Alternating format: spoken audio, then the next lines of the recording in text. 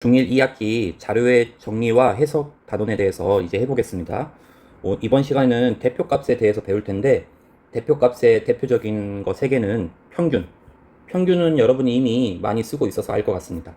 그리고 중앙값. 이름 그대로 중앙에 있는 값입니다. 최빈값. 말 그대로 가장 빈도가 많은 값입니다. 빈도가 많은 값. 평균, 중앙값, 최빈값 3가지 대표값에 대해서 공부를 할 겁니다. 그 전에 영어로 평균은 mean이고요. 중앙값은 영어로 median, 그 다음에 최빈값은 mode라고 합니다. 대표값의 정의를 한번 읽어드리겠습니다. 어떤 자료가 주어졌을 때 그 자료 전체의 특징을 하나의 수로 나타낸 것을 대표값이라고 한다.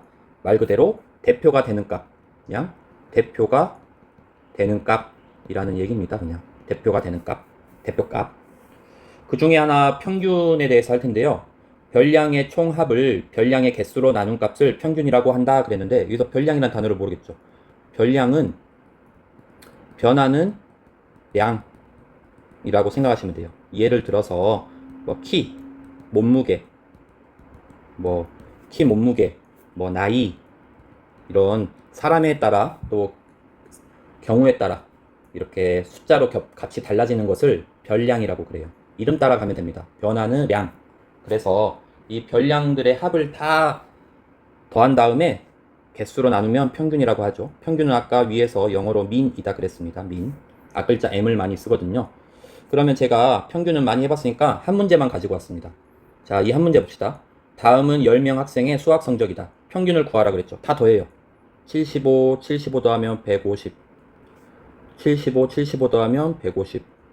그 다음에 65, 85 더하면 요것도 150. 그 다음에 70, 140. 그 다음에 90, 80 더하면 170이죠. 그러면 요거 다 더하면 얼마예요? 300, 450. 450에다가 요거 2개 더하면 310인가요? 그러면 더하면 760인가요? 그러면 760을 10명의 학생 수로 나누면 76점이 이 10명 학생들의 평균 수학 점수가 되겠네요. 평균값입니다. 평균값. 평균이라는 값은 극단적인 값이 있으면 안 되겠죠. 갑자기 막 7, 80점대에 많은데 갑자기 빵점짜리 막 100점짜리 막 있으면 평균 점수가 확 좀 내려가, 빵점짜리 친구가 있다고 생각해봐요. 평균값이 확 내려갈 겁니다. 그러면 대표값으로서의 가치가 없어요. 그때는 차라리 중앙에 있는 값이나 이제 채빈값도 안 맞고요. 오히려 중앙에 있는 값이 더 맞겠죠. 이렇게 점수가 어떤 한 곳에 집중되어 있을 때는요. 평균은 이미 여러분이 잘 알고 있어서 넘어가도록 하겠습니다. 그 다음에 두 번째, 중앙값에 대해서 설명할게요. 별량을 크기 순으로 나열했을 때 중앙에 있는 값이에요. 중앙에 있는 값. 예를 들어서 자료가 5, 8, 7, 11, 4 이렇게 자료가 있어요. 홀수계죠. 그러면 이것을 크기 순으로 나열해요. 4, 그 다음 5, 7, 8, 11. 그러면 이 가운데 있는 게 중앙값이에요. 7. 가운데 있잖아요. 예를 들어서 짝수계인 경우가 있어요. 예를 들어서 1, 2, 3, 4, 5, 6인 경우가 있겠죠. 짝수계. 그러면 중앙은 여기거든요. 근데 여기 중앙을 값이 없잖아요. 그래서 3과 4의 중간값인 3.5를 쓰시면 돼요. 3.5.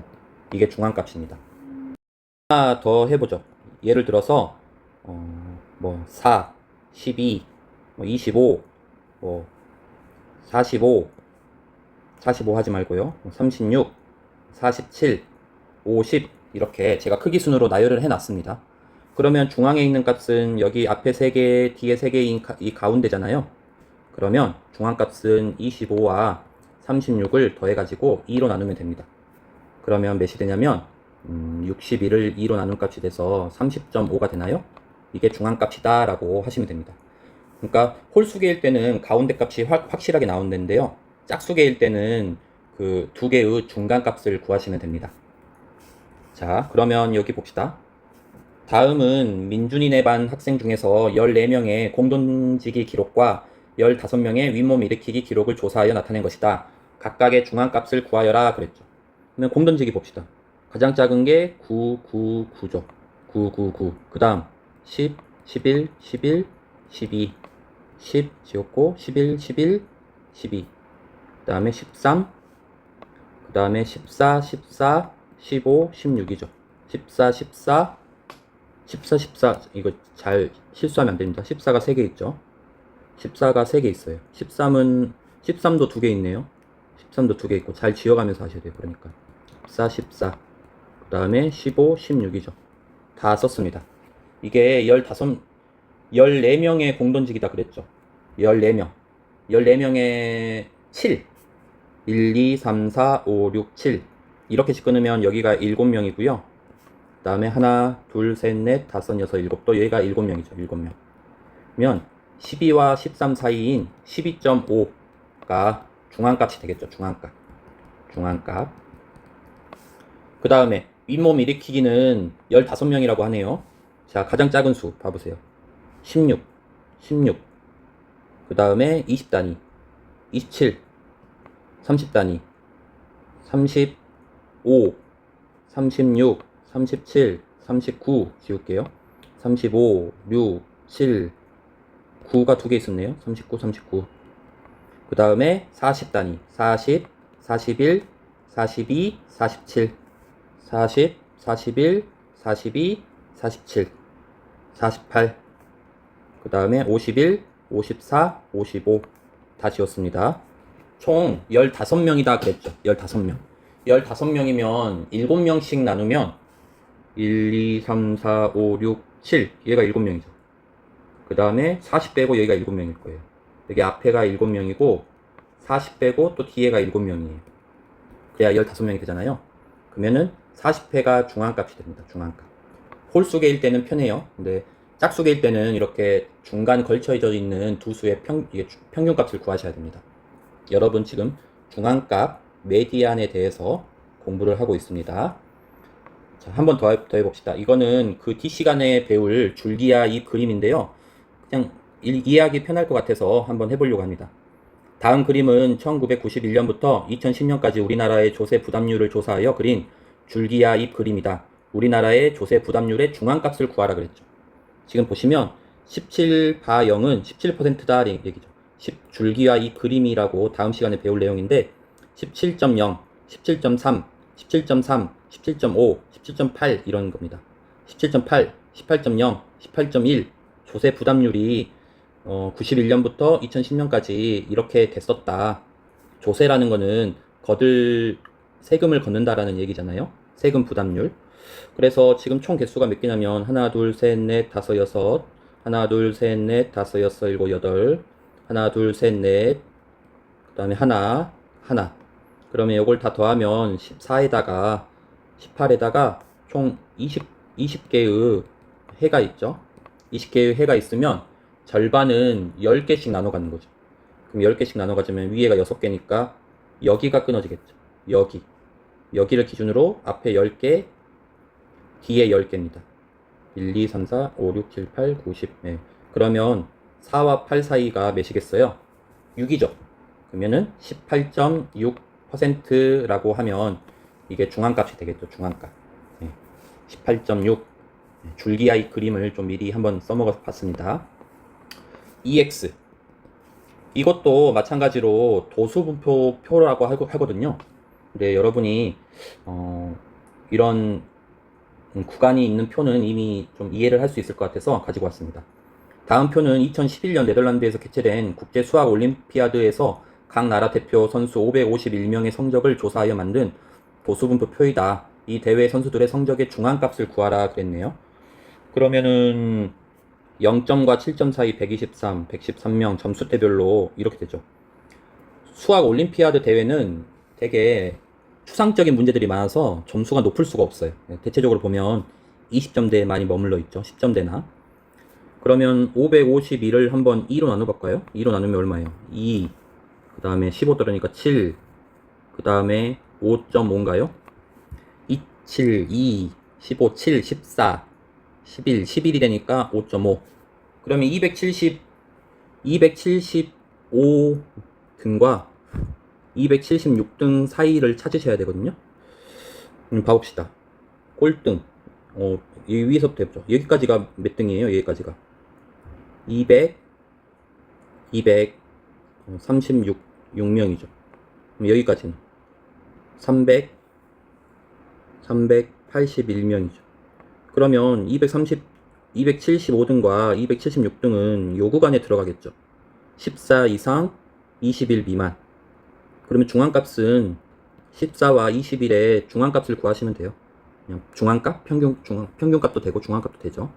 그러면 14와 21은 간격이 7 차이가 나니까 60 7 차이가 나니까 3, 17. 그러면 14와 17, 18, 그 다음에 21, 그러면 17과 18의 중앙값인 17.5점이 중앙값이 되겠죠. 그래서 좀 숫자들이 커서 좀 어렵네요. 자, 중앙값 마지막입니다. 다음은 6개의 자료를 크기 순으로 나열한 것이다. 이 자료의 중앙값이 8일 때 상수 x값을 구하라 그랬네요. 그러면 x가 어디에, 이게 몇 개예요? 6개죠. 6개면 우선 중앙값이 8이다.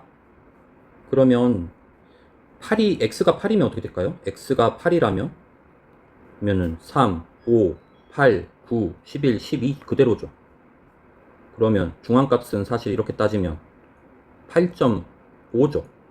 중앙값이 8이 나와야 되는데, 그러면 x가 7이 되면 좋을 것 같아요. 그러면 3, 5, 7, 9, 11, 12니까 7과 9 사이가 8이 되겠죠. 그래서 x값은 7이라고 하면 이게 답이 되겠습니다. 채빈값 마지막으로 설명하겠습니다. 별량 중에서 가장 많이 나타난 값을 채빈값이라고 한다. 모드라고 한다 그랬죠, 영어로. 채빈값은 자료의 값 중에서 가장 많이 발생한 값을 구해야 할 경우에 주로 쓰인다. 가장 큰 예시가 신발가게예요. 신발가게. 신발가게에서는 가장 여자의 발 중에서 가장 많이 쓰이는 신발대가 있을 거 아니에요. 230과 240 사이. 그 다음에 남자는 270과 280 사이. 이런 정도의 채빈값을 가지고 있어야 수량에 맞게 신발을 이제 준비해 놓고 있을 수 있겠죠. 신발 가게가 가장 대표적입니다. 예를 들어서 1, 2, 2, 2, 2, 3, 4, 5. 자, 채빈값 구하라. 가장 많이 나온 거 2라고 하면 되겠죠. 예를 들어서 1, 1, 2, 2, 3, 4, 5. 채빈값 구하라.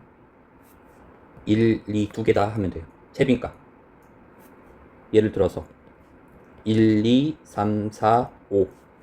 채빈값 없다. 채빈값은 꼭 하나만 나와야 되는 것도 아니고요. 꼭 나와야 되는 것도 아니에요. 없을 수도 있고 여러 개일 수도 있습니다. 자, 그러면 한번 봐봅시다. 이 x. 태영이는 농부들이 살충제를 분무할 때 사용하는 동력 분무기의 소음의 크기를 20일 동안 조사하였다. 다음 그림은 소음의 크기에 대한 줄기와의 그림이다. 평균, 중앙값, 채빈값을 각각 구하여라. 20일이다. 자료는 20개다. 라는 얘기죠. 이게 5-1은 51dB이라는 얘기다. 그러면 평균 구해볼까요? 평균? 그러면은 다 더해야 되는 건가요? 51부터 89까지 다 더한 다음에 20으로 나눠야 평균이 나오겠죠. 평균. 저 못 구해요. 여러분이 각자 구하셔야 될 것 같습니다. 자, 넘어가겠습니다. 그 다음에 중앙값 구하라 그랬죠. 중앙값. 20개의 자료가 있으니까 10개씩 쪼개면 하나, 둘, 셋, 넷, 다섯, 여섯, 일곱, 여덟, 아홉, 열. 딱 여기까지가 10개네요. 그러면 69와 74 사이죠. 69와 74 사이 값이죠. 그러면 간격이 5니까 2.5씩 더해서 1.5 데시벨 이렇게 하면 되겠죠. 맞나요? 그러면은 2.5 차이가 나고 2.5 차이가 나죠. 맞습니다. 채빈값 가장 빈도가 많은 값. 봐보세요. 빈도 가장 많은 거 8888. 그러니까 78dB이 채빈값이죠. 4번이나 나왔습니다. 그래서 채빈값 구했습니다. 이 x. 다음 그림은 지순의 반 24명의 하루 수면 시간을 조사하여 나타낸 히스토그램이다. 수면 시간의 중앙값과 채빈값의 차를 구하여라 라고 해놨네요. 이것도 뒤에 배울 내용인데요. 히스토그램. 히스토리라는 역사와 그램이라는 그림을 붙인 합성어입니다. 그래서 역사를 그렸다. 어떤 자료를 그 그래프, 막대 그래프로 그려놓은 거를 히스토그램이라고 합니다. 초등학교 때 막대 그래프 배웠죠. 근데 막대 그래프와 히스토그램의 차이는, 막대 그래프는 어떤 딱딱 떨어지는 뭐 별량, 아니 카테고리에 대해서 그냥 막대기를 올리는 건데, 히스토그램은 보통 연속되는 별량 값에 대해서 많이 합니다. 뭐와 뭐 이상 뭐 미만. 자, 봅시다. 24명이래요. 중앙값 구하래요. 여기 4명, 7명, 10명, 여기 3명이네요. 그러면 12. 여기까지가 11명이면 12와 13은 여기 있겠죠. 12번째와 13번째 친구는 여기 있을 겁니다. 12, 12. 그래서 중앙값은 8과 10 사이의 값이니까 9라고 하면 되겠네. 채빈값은 가장 많이 나온 거, 가장 높은 친구들이 8시간과 10시간 사이죠. 그래서 이것도 9라고 하면 되겠네요. 그러면 중앙값과 채빈값의 차이는 똑같으니까 0이라고 하면 이게 최종 답이 되겠습니다. 자, 그러면 여기까지 해서 이제 그만하고 마무리 짓도록 하겠습니다. 대표값은 대표가 되는 값이죠.